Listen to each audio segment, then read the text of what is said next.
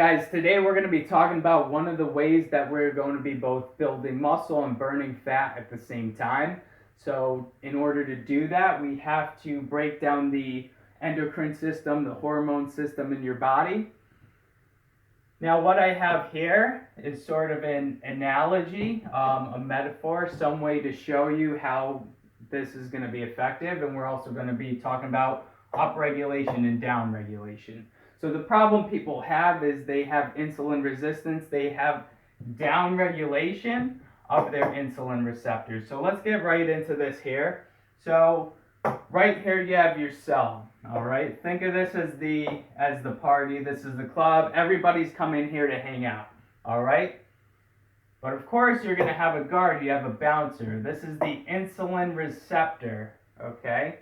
He's not gonna let everything into the cell. Okay, now insulin is the guy with the password that can deliver that to the insulin receptor to get into the cell. And insulin has two friends that he's bringing. He's bringing sugar and he's bringing amino acids. Amino acids are the building blocks of protein in your body. So insulin is taking sugar, amino acids. He's going through the guard at the insulin receptor. The insulin receptor is then letting those three molecules into the cell. Okay, simple enough. Now where the problem arises is this guard is told not to let too many people into the cell. So 1 insulin is going to get into the cell. 10 insulin is going to get into the cell. But through frequent eating and excessive carbohydrate intake, downregulation, this insulin receptor is going to stop letting insulin into the cell. Now, where's the problem with that? When insulin is not allowed into the cell, or not a whole lot of it is, because this guard has become more restrictive, it's not going to let sugar and amino acids into your cells, okay? So you cannot effectively burn sugar on a high carbohydrate diet or with frequent eating because you have insulin resistance. Sugar cannot get into your cells. Amino acids cannot get into your cells either. And amino acids are needed to build protein. So if you can't get amino acids into your cells, then you're not going to be able to build protein very efficiently. Now here's the kicker, all right? Your cells are now insulin resistant, which means you cannot effectively get sugar into your cells. This doesn't change the energy requirement of your cells. They still need the same amount of energy. So you're eating, you're getting sugar, but it's not getting into the cells. And your body has no way of knowing that you're actually eating. So what is this going to do? Well, one, it's going to stimulate hunger. You're going to be hungrier. Your body is going to demand energy. It's not getting it in its cells. Okay? So you either have to eat more, or your body is going to break down muscle. It's going to break it down into amino acids, convert these into sugar, and guess what? You still can't get that sugar effectively into your cells.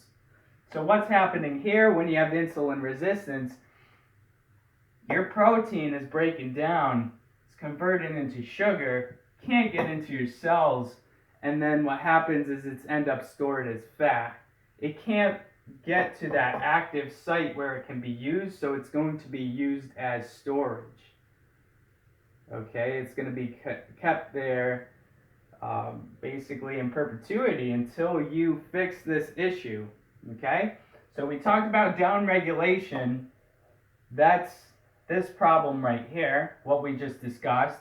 It's caused by frequent eating, so eating multiple meals throughout the day, frequently eating snacks. Okay, you're not giving yourself the time to be free of insulin, which is going to cause insulin resistance. Also, excess carbs are going to trigger excess insulin, and that's going to result in insulin resistance. Okay, and the easy way to know if you have insulin resistance is if you are excessively tired after you eat. Okay, that is a um, big clue right there. Okay, so how can we fix this problem? Well, we have this concept of upregulation. We want to upregulate this receptor. We want to decrease our insulin resistance, and we can do that through fasting.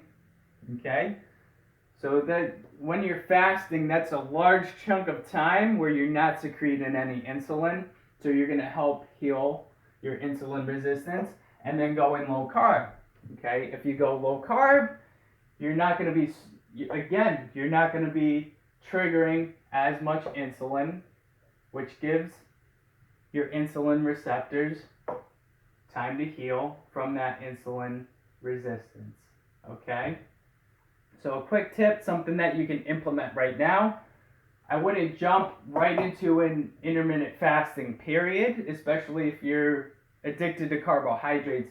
What you want to do first is lower those carbohydrates, and one way that you can do that is, one, cut out processed foods. That includes grains like pasta, rice, and bread. Okay? Cut those out, replace them with more fatty foods, things like avocado, fatty fish, and fibrous foods, vegetables, broccoli, asparagus, cauliflower, things of that nature. Eat that a couple times a day. And you know, if you check my Instagram page, you're gonna see all the time that I'm eating vegetables. It takes me 10 minutes or less.